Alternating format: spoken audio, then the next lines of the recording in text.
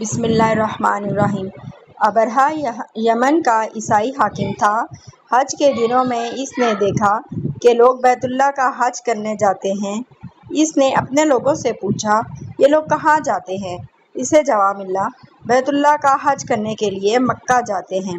اس نے پوچھا، بیت اللہ کس چیز کا بنا ہوا ہے؟ اسے بتایا گیا، پتھروں کا ہے۔ اس نے پوچھا، اس کا لباس کیا ہے؟ بتایا گیا، ہمارے ہاں سے جو دھاری دھار کپڑا جاتا ہے اس سے اس کی پوشاک تیار ہوتی ہے۔ ابرہہ عیسائی تھا۔ ساری بات سن کر اس نے کہا، مسیح کی قسم، میں تم لوگوں کے لیے اس سے اچھا گھر تعمیر کروں گا۔ اس طرح اس نے سرخ، سفید، زرد اور سیاہ پتھروں سے ایک گھر بنوایا، سونے اور چاندی سے اس کو سجایا، اس میں کئی دروازے رکھوائے، اس میں سونے کے پترے جڑوائے، اس کے درمیان میں جواہر لگوائے، اس مکان میں ایک بڑا سا یاقوت لگوایا، پردے لگوائے، وہاں خوشبوئیں سلگانے کا انتظام کیا۔ پھر لوگوں سے کہا، اب تمہیں بیت اللہ کا حج کرنے کے لیے مکہ جانے کی ضرورت نہیں رہی، میں نے یہیں تمہارے لیے بیت اللہ بنوا دیا ہے، لہٰذا اب تم اس کا طواف کرو۔ اس طرح کچھ قبائل کئی سال تک اس کا حج کرتے رہے، اس میں اعتکاف کرتے رہے، حج والے مناسک بھی یہیں ادا کرتے رہے۔ عرب کے ایک شخص نفیل ہشمی سے یہ بات برداشت نہ ہو سکی، وہ اس مصنوعی خانہ کعبہ کے خلاف دل ہی دل میں کٹتا رہا۔ آخر اس نے دل میں ٹھان لی کہ وہ ابرہہ کی اس عمارت کو گندہ کر کے چھوڑے گا۔ پھر ایک رات اس نے چوری چھپے بہت سی گندگی اس میں ڈال دی۔ ابرہہ کو معلوم ہوا تو سخت غضبناک ہوا، کہنے لگا، یہ کارروائی کسی عرب نے اپنے کعبے کے لیے کی ہے، میں اسے ڈھا دوں گا، اس کا ایک ایک پتھر توڑ دوں گا۔ اس نے شام و حبشہ کو یہ تفصیلات لکھ دیں، اس سے درخواست کی کہ وہ اپنا ہاتھی بھیج دے۔ اس ہاتھی کا نام محمود تھا۔ یہ اس قدر بڑا تھا کہ اتنا بڑا ہاتھی روئے زمین پر دیکھنے میں نہیں آیا تھا۔ جب ہاتھی اس کے پاس پہنچ گیا تو وہ اپنی فوج لے کر نکلا اور مکہ کا رخ کیا۔ یہ لشکر جب مکہ کے قریب جوام میں پہنچا تو ابرہہ نے فوج کو حکم دیا کہ لوگوں کے جانور لوٹ لیے جائیں۔ اس کے حکم پر فوجیوں نے جانور پکڑ لیے، ان میں عبد المطلب کے اونٹ بھی تھے۔ نفیل بھی اس لشکر میں ابرہہ کے ساتھ موجود تھا اور یہ عبد المطلب کا دوست تھا۔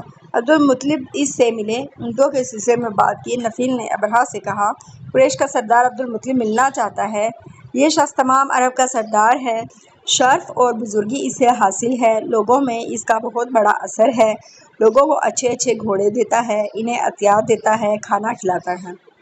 یہ گویا عبد المطلب کا تعارف تھا۔ ابرہہ نے انہیں ملاقات کے لیے بلا لیا۔ ابرہہ نے ان سے پوچھا، بتائیے آپ کیا چاہتے ہیں؟ انہوں نے جواب دیا، میں چاہتا ہوں میرے اونٹ مجھے واپس مل جائیں۔ ان کی بات سن کر ابرہہ بہت حیران ہوا۔ اس نے کہا، مجھے تو بتایا گیا تھا کہ آپ عرب کے سردار ہیں، بہت عزت اور بزرگی کے مالک ہیں، لیکن لگتا ہے مجھ سے غلط بیانی کی گئی ہے، کیونکہ میرا خیال تھا آپ مجھ سے بیت اللہ کے بارے میں بات کریں گے۔ لیکن آپ نے تو سرے سے اس کی بات ہی نہیں کی اور اپنے اونٹوں کا رونا لے کر بیٹھ گئے، یہ کیا بات ہوئی؟ اس کی بات سن کر عبد المطلب بولے، آپ میرے اونٹ مجھے واپس دے دیں، بیت اللہ کے ساتھ جو چاہیں کریں، اس لیے کہ اس گھر کا ایک اور پروردگار ہے، وہ خود ہی اس کی حفاظت کرے گا، مجھے اس کے لیے فکر مند ہونے کی ضرورت نہیں۔ ان کی بات سن کر ابرہہ نے حکم دیا، ان کے اونٹ واپس دے دیے جائیں۔ جب انہیں ان کے اونٹ واپس مل گئے تو انہوں نے ان کے سموں پر چمڑے چڑھا دیے، ان پر نشان لگا دیے، انہیں قربانی کے لیے وقف کر کے حرم میں چھوڑ دیا تاکہ پھر کوئی انہیں پکڑے تو حرم کا پروردگار اس پر غضبناک ہو۔ پھر عبد المطلب ہیرا پہاڑ پر چڑھ کر ان کے ساتھ ان کے کچھ دوست تھے، انہوں نے اللہ سے درخواست کی، اے اللہ، انسان اپنے سامان کی حفاظت کرتا ہے، تو اپنے سامان کی حفاظت کر۔ ادھر سے ابرہہ اپنا لشکر لے کر آگے بڑھا، وہ خود ہاتھی پر سوار لشکر کے درمیان موجود تھا۔ ایسے میں اس کے ہاتھی نے آگے بڑھنے سے انکار کر دیا، وہ زمین پر بیٹھ گیا۔ ہاتھی بانوں نے اسے اٹھانے کی کوشش کی لیکن وہ نہ اٹھا، انہوں نے اس کے سر پر ضربیں لگائیں، آنکھ چبوئے، مگر وہ کھڑا نہ ہوا۔ کچھ سوچ کر انہوں نے اس کا رخ یمن کی طرف کیا تو وہ فوراً اس طرف چلنے لگا، اس کا رخ پھر مکہ کی طرف کیا تو پھر رک گیا۔ ہاتھی بانوں نے یہ تجربہ بار بار کیا، آخر ابرہہ نے حکم دیا ہاتھی کو شراب پلائی جائے تاکہ نشے میں اسے کچھ ہوش نہ رہ جائے اور ہم اسے مکہ کی طرف آگے بڑھا سکیں۔ چنانچہ اسے شراب پلائی گئی لیکن اس پر اس کا بھی اثر نہ ہوا۔ ابرہہ کے ہاتھی کو اٹھانے کی مسلسل کوشش کی جا رہی تھی کہ اچانک سمندر کی طرف سے ان کی طرف اللہ تعالیٰ نے ابابیلوں کو بھیج دیا۔ وہ ٹڈیوں کے جھنڈ کی طرح آئیں۔ دوسری طرف عبدالمطلب مکہ میں داخل ہوئے، حرم میں پہنچے اور کعبہ کے دروازے کی زنجیریں پکڑ کر ابرہہ اور اس کے لشکر کے خلاف فتح کی دعا مانگی۔ ان کی دعا کے الفاظ یہ تھے: اے اللہ، یہ بندہ اپنے قافلے اور اپنی جماعت کی حفاظت کر رہا ہے، تو اپنے گھر یعنی بیت اللہ کی حفاظت فرما۔ ابرہہ کا لشکر فتح نہ حاصل کر سکے، ان کی طاقت تیری طاقت کے آگے کچھ بھی نہیں۔ آج سلیب کامیاب نہ ہو۔ سلیب کا لفظ اس لیے بولا کہ ابرہہ عیسائی تھا اور سلیب کو عیسائی اپنے نشان کے طور پر ساتھ لے کر چلتے ہیں۔ اب انہوں نے اپنی قوم کو ساتھ لیا اور ہیرا پہاڑ پر چڑھ گئے کیونکہ ان کا خیال تھا وہ ابرہہ کا مقابلہ نہیں کر سکیں گے، اور پھر اللہ تعالیٰ نے پرندوں کے جھنڈ بھیج دیے۔ یہ پرندے چڑیا سے قدرے بڑے تھے، ان میں سے ہر پرندے کی چونچ پہ پتھر کے 3 ٹکڑے تھے۔ یہ پتھر ان پرندوں نے ابرہہ کے لشکر پر گرانے شروع کر دیے۔ جو ہی یہ پتھر ان پر گرے، ان کے ٹکڑے ٹکڑے ہو گئے، بالکل اسی طرح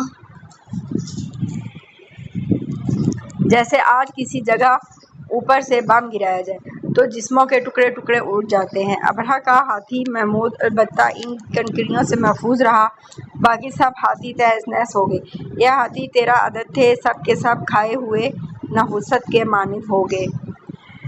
سورۃ الفیل میں آتا ہے: ابرہہ اور اس کے کچھ ساتھی تباہی کا یہ منظر دیکھ کر بری طرح بھاگے، لیکن پرندوں نے ان کو بھی نہ چھوڑا۔ ابرہہ کے بارے میں طبقات میں لکھا ہے: اس کے جسم کا ایک ایک عضو الگ ہو کر گرتا چلا گیا، یعنی وہ بھاگ رہا تھا اور اس کے جسم کا ایک ایک حصہ الگ ہو کر گر رہا تھا۔ دوسری طرف عبدالمطلب اس انتظار میں تھے کہ کب حملہ ہوتا ہے، لیکن حملہ آور جب مکہ میں داخل نہ ہوئے تو وہ حالات معلوم کرنے کے لیے نیچے اترے۔ مکہ سے باہر نکلے تب انہوں نے دیکھا سارا لشکر تباہ ہو چکا ہے۔ خوب مال غنیمت ان کے ہاتھ لگا، بے شمار سامان ہاتھ آیا، مال میں سونا چاندی بھی بے تحاشا تھا۔ لشکر میں سے کچھ لوگ ایسے بھی تھے جو واپس نہیں بھاگے تھے، یہ مکہ میں رہ گئے تھے۔ ان میں ابرہہ کے ہاتھی کا محاوت بھی تھا جو محمود کو آگے لانے میں ناکام رہا تھا۔